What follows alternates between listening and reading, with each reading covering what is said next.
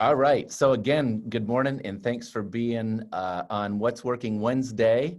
And what we're going to do real quick is a review of Ninja Habit number 6. So if you remember, there are 5 daily habits and there's 4 weekly ones. So this is the first of the weekly habits. And the way to be consistent with this is to actually use time blocking, use the tool of time blocking. What we found is that to do the daily 5, so remember the Ninja 5, those first 5 are just, gratitudes, affirmations, showing up, meaning focused on being proactive, getting your things done, writing 2 personal notes, and then looking at your hot list and your warm list. And what we found is that takes about 30 minutes a day. And we suggest that that's how you start your day. So it's just 30 minutes a day. You can do your daily 5. Well, when it comes to the other habits, there's 4 weekly ones. And so success habit 6 is the first of that. And what we've seen that's worked really successful is people have taken a 2-hour time block twice a week to do success habits 6, 7, 8, and 9. So if you time block out a 2-hour appointment with yourself twice a week, you can do the other 4 weekly habits. So that's the customer service calls. That's what we're going to talk about today. That's the forward interviews or connections with your clients, and then 2 real estate reviews and working in your database. So it doesn't take a lot of time, but when we get busy, what we can lack is consistency. So time blocking is a strategy to help you do that. By the way, the simplest way, and I kind of mentioned it, make an appointment with yourself. Put yourself down like you would your appointment with your seller or your buyer. And then the tip is keep that appointment with yourself. All right. So if you sit down with that 30-minute appointment every day, you're going to be consistent with your daily 5. If you block out 2-hour time blocks during the week, you're going to be consistent with your weekly 4. All right. So let's talk about success habit 6. And this is a really important one because when we get busy, it's easy to fall off of this one. So what we're talking about is client service calls, and you're going to set up a time where you consistently do this every week. Maybe it's Mondays at 10, or it could be Tuesdays at 11. Whatever it is, make something that works for you and set it up. And then what you're going to do is you're going to call every active client, buyers, sellers, listings that you have. You could be people on your warm list, people on your hot list, and you're going to give them updates.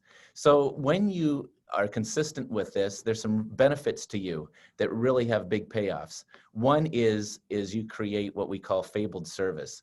So the opposite of that would be terrible service, and that would be not responding to phone calls, for example. As you can imagine, we have a great team. I have people most often complimenting me on how great of a job all of you do, our brokers.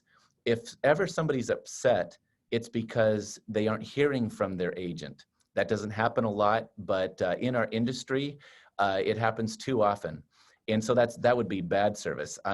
I would say answering your call whenever somebody, when somebody wants to be in touch with you and you respond, that's good service.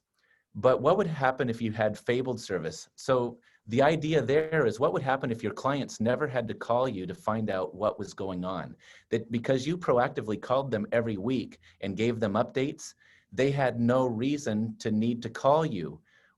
So not only do you create great service, but the next benefit when you work that way is you reduce interruptions. One of the ways to make your phone ring less is to proactively make calls, and you're going to have fewer interruptions because your people already know what's going on. And so one of the things I love to ask people is, what do you think requires the most amount of energy, being reactive or being proactive? Well, being reactive takes a whole lot more energy. And so being proactive and making those calls, you create great service, you reduce interruptions because people don't have a reason to call you just to find out what's going on. And when you do that, you generate referrals. And the way you get the consistency is time block this every week. Have a set appointment with yourself to just make your client service calls and you click through them. So referrals are a big thing, right? So By the way, what's the best source of referrals? We'll ask this in a class, and I'll say, tell me your best source of referrals. And one of the things that first comes up is people say past clients. So right out of the gate, we want to change the vernacular. When you work this way, we don't have past clients. Kyle's at the dentist right now. I just had to see the dentist this last week. When you walk out of the dentist office, the dentist doesn't say, hey, there goes my past client, right? So we have clients and we have active clients when you work the relationship way. So we don't have past clients. But the best source of referrals, I'll give you a hint. You remember the reticular activating system, right? What you focus on expands. What that means is when you have an active client and they're actively looking to buy or sell real estate, or they're involved in the process, what are they most likely to see? Other people wanting to make transactions to sell or buy their real estate. If you are proactively time blocking out to stay in touch with your people, then they are in the process, they're going to see other people, and the benefit is they're going to give you referrals. You're in flow with them. You're proactively staying in touch. And by the way, the studies show that each person in your database, each person that you know, they know 4 people who are moving this year, right? So what you want to do is access those referrals, and you do it by regularly staying in touch. And so the referral mindset says these clients know at least 4 people who will be moving this year. I want to access that.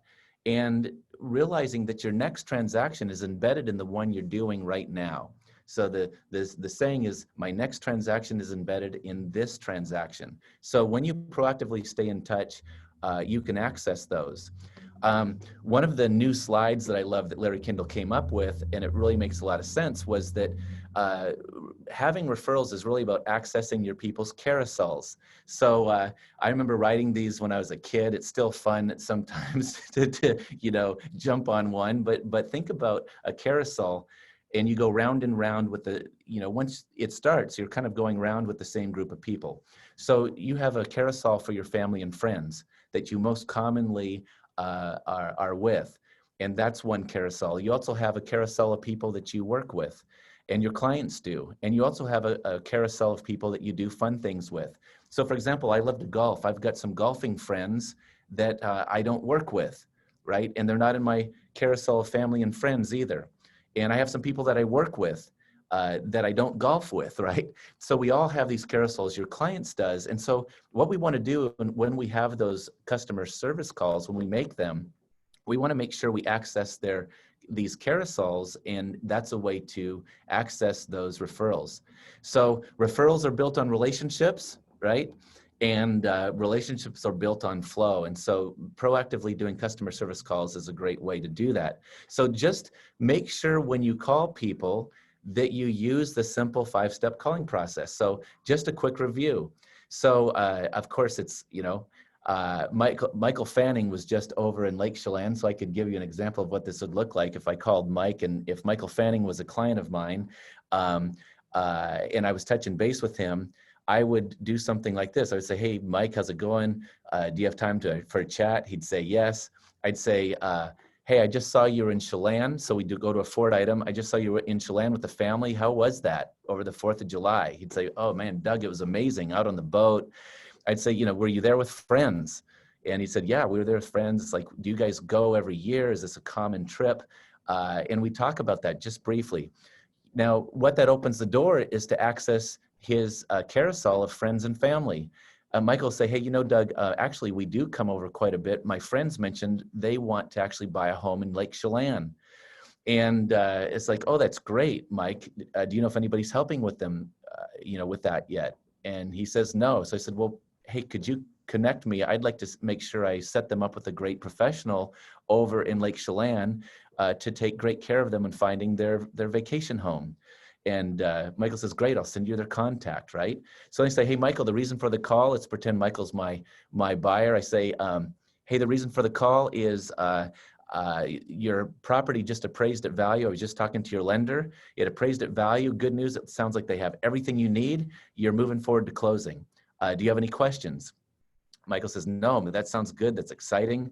And I say, I could go back to a Ford and say, hey, I'm looking forward to a ride on that boat sometime, Michael. So let's do that. And hey, thanks again. Good talking to you. We'll be in touch, right?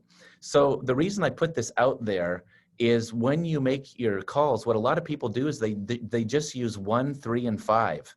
They say, hi, Michael, is this a good time? Hey, the reason for the call is I got your appraisal and it appraised at value. Hey, thanks. We'll be in touch again soon. So when we do that, what opportunity do I miss? Accessing the carousels. If I hadn't had the conversation about Lake Chelan, I wouldn't have gotten the referral, right?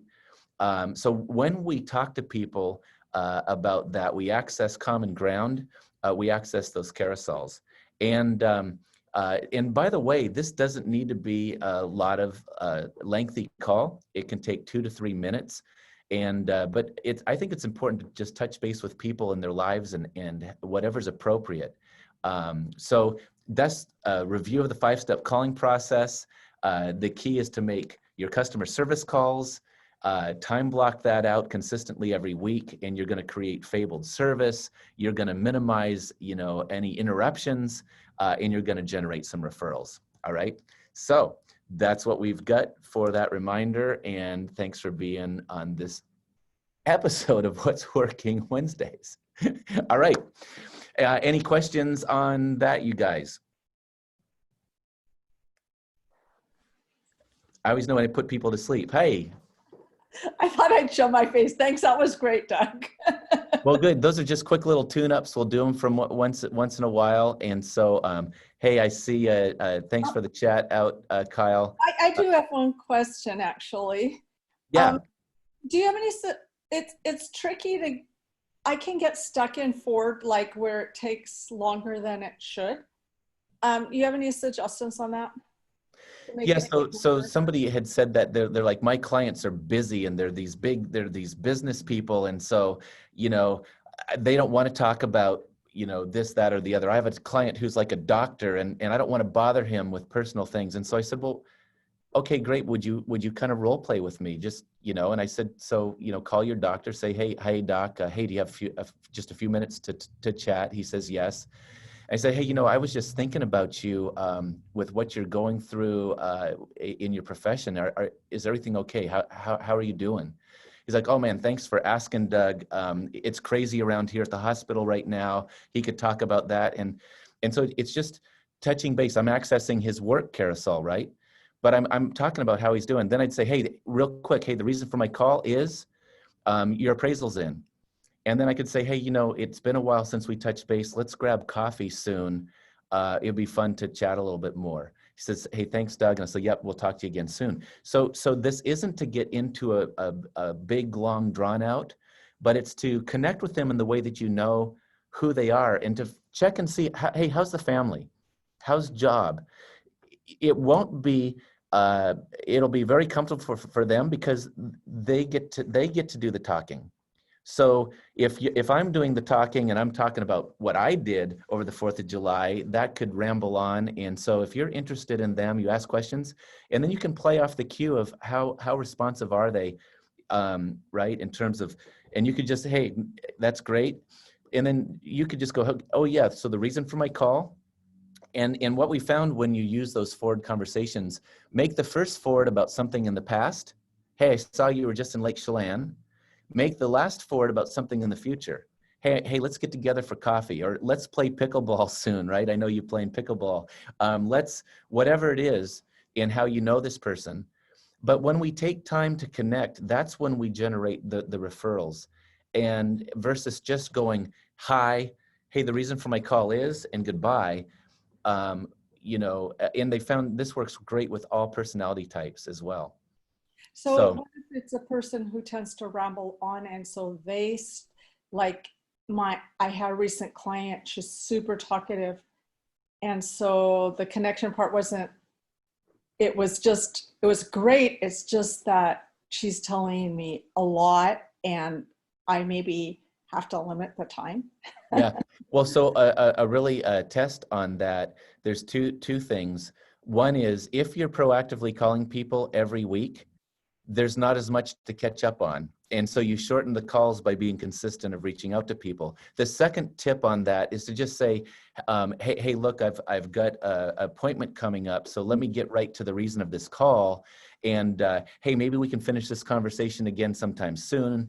And you run. So you just say, hey, I've got something, don't mean to interrupt. I love hearing about this, but I've got something I've got to get to, but I wanted to let you know about the appraisal. It's in, right? So it's okay to nicely, proactively move people through. And, the main key here is consistency, make an appointment with yourself, and then click through your calls. And because one of the number one complaints that a lot of people, clients will have is that I don't hear from my realtor, or I have to always find out, what's going on. So. Perfect. Thank you. All right. All right, guys. Hey, thanks. Have a great rest of your day, and we'll chat again soon. Bye-bye. Nice to see you guys. Yep. Bye.